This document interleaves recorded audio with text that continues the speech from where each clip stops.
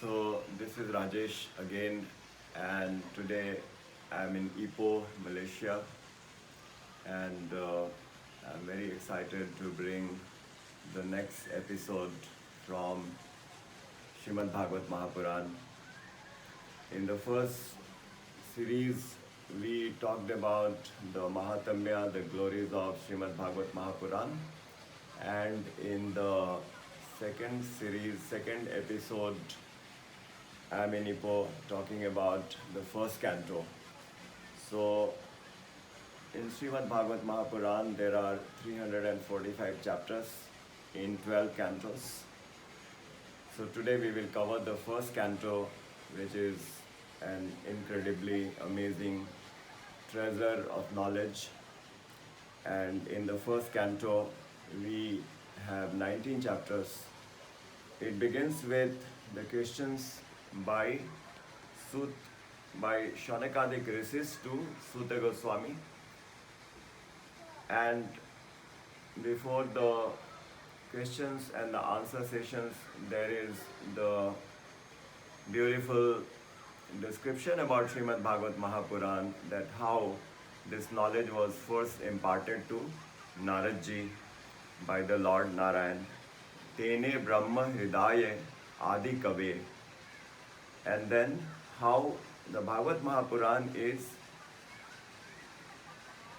all about pure devotion. Dharma Projit Kaitava. So there is absolutely no inebriates in Srimad Bhagavad Mahapuran. It is absolutely pure, like the ripened fruit which is tasted by the parrot, and such a fruit which doesn't have the cover or the kernel. It is only pulp. So the purity of Srimad Bhagavad Mahapuran is so amazing. Is what is described in the opening lines, and then the question and the answer between Sut Goswami and Shaunakadik Rishis. So Shaunakadik Rishis are asking why in Kali Yuga there is so much of negativity. Prayena alpayusa sabya kalavasmin yuge janaha manda sumandamatiyo mandabhagya hipadruta. That in the age of Kali, in Kali Yuga, our lifespan is so short. A human lives only for 100 years in Kali Yuga, and that also not everybody lives up to 100 years. So the lifespan is short, and the intellect appears to be very much on the dull side. So is the fortune of the humans, and moreover, the mind is always disturbed. So much of negativities and miseries. Manda sumand matiyo mandabhagya hipadrutaha.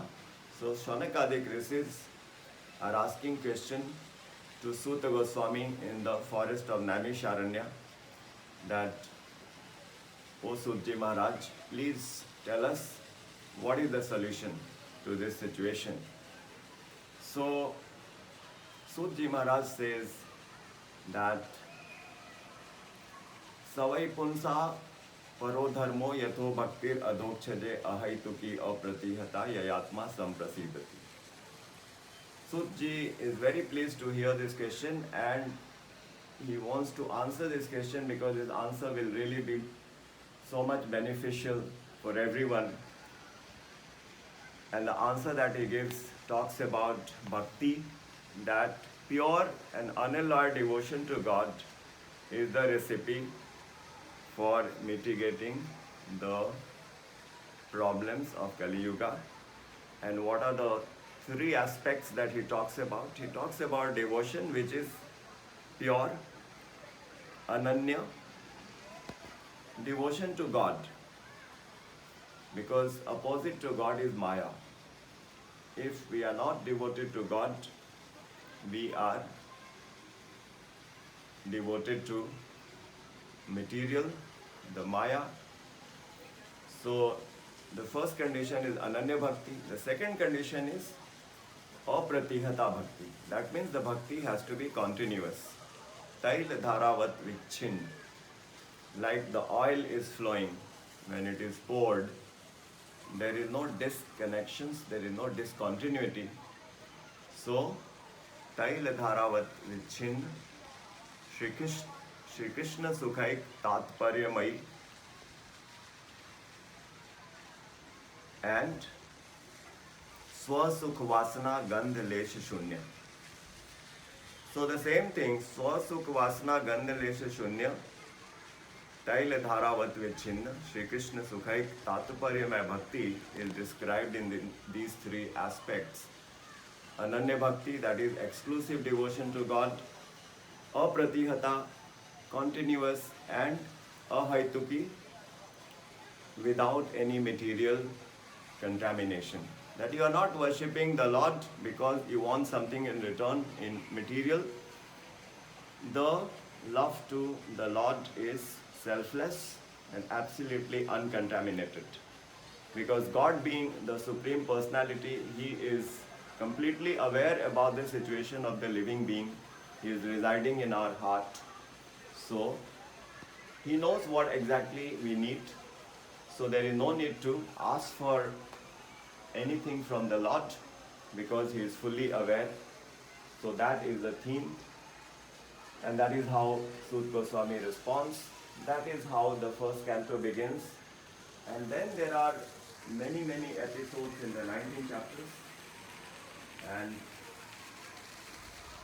I first should remember the grace of Swami Mukundana, whose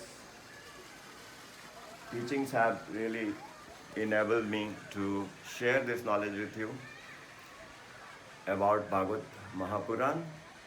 So the other episodes that are described in the first canto relate to the 24 avatars of God. Bhagwan ke 24 avatar, starting from the boar incarnation, the Narayana, Nar Narayana, Narad Muni, Kachap avatar, Meen avatar, Varah avatar, and Sri Ram, Sri Krishna, Parshuram, Buddha, all 24 avatars of the Lord are described in one of the cantos. Then there is the episode about the prayers of Mother Kunti. So Mother Kunti, when she is being asked by the Lord that please ask for whatever you wish, she says that, Sri Krishna, you want to give me something, so why don't you give me distress? And this is such a shocking answer to everyone. But the reason why she is asking for distress, she says that when everything is going great, we have opulences, what happens is we forget you. But only when we have the distress, we can remember you. So distress is so much more important. So there is this famous prayers of Mother Kunti. And then there is the episode about killing of Draupadi's sons by Ashwatthama.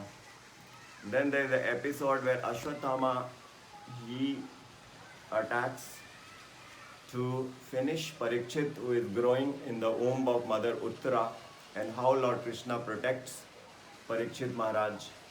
And then there is the episode about Bhishma Pitama, who is lying on the bed of arrows, and how he delivers the lecture on Dharma, and what a glorious devotee he is, and the way Bhishma conducted himself created doubts in people's mind. But the real reason is Bhishma Pitama is showing that if God is not with you, the victory will not be yours. So even though Bhishma Pitama is so strong, he is having so much of power and strength, He has the Iksha Mrityu.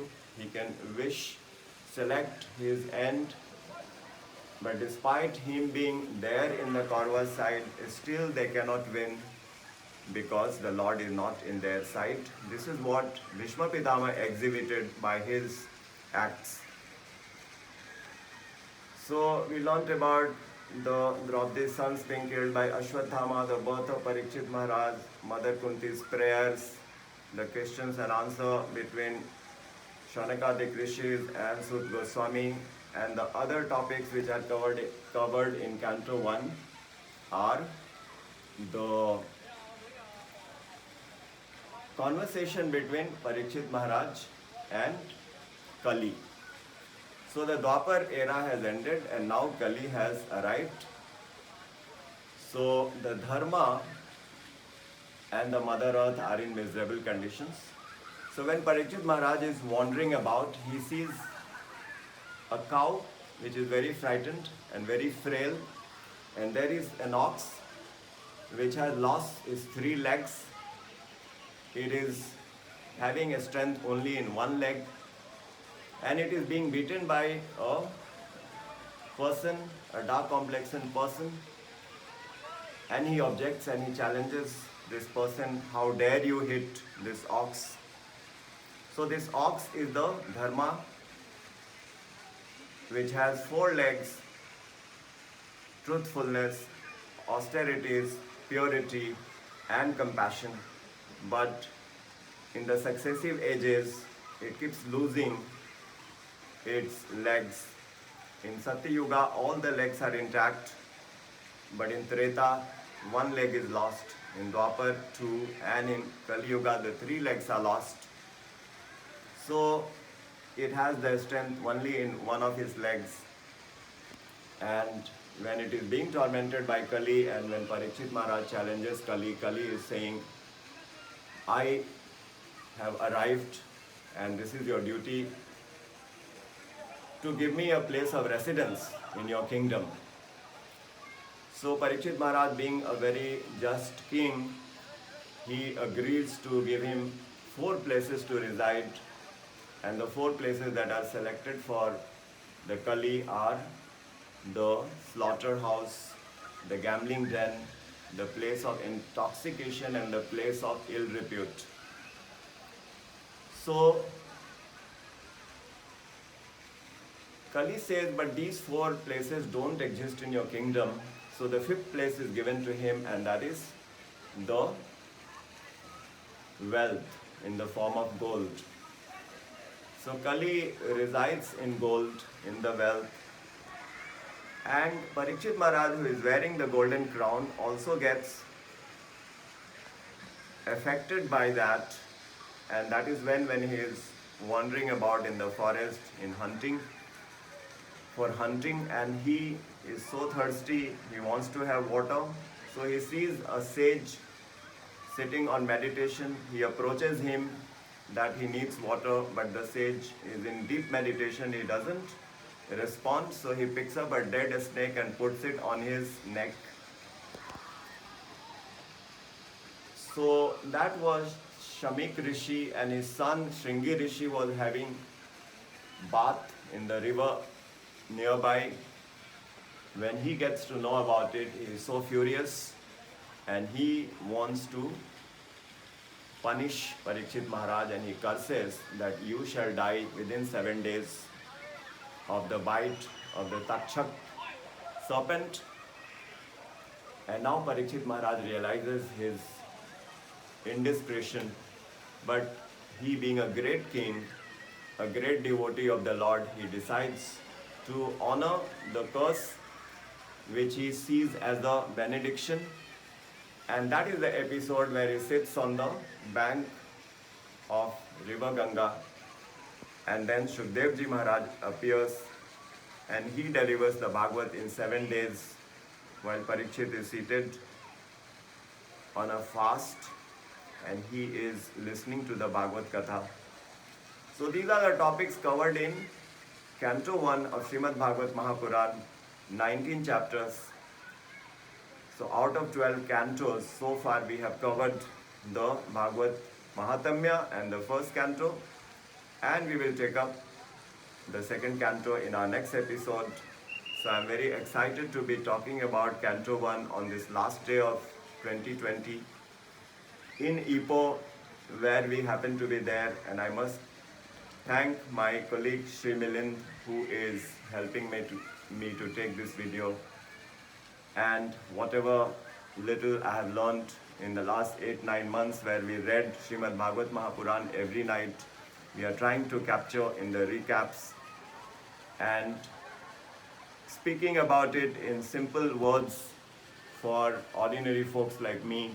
So thank you so much and see you in the next episode.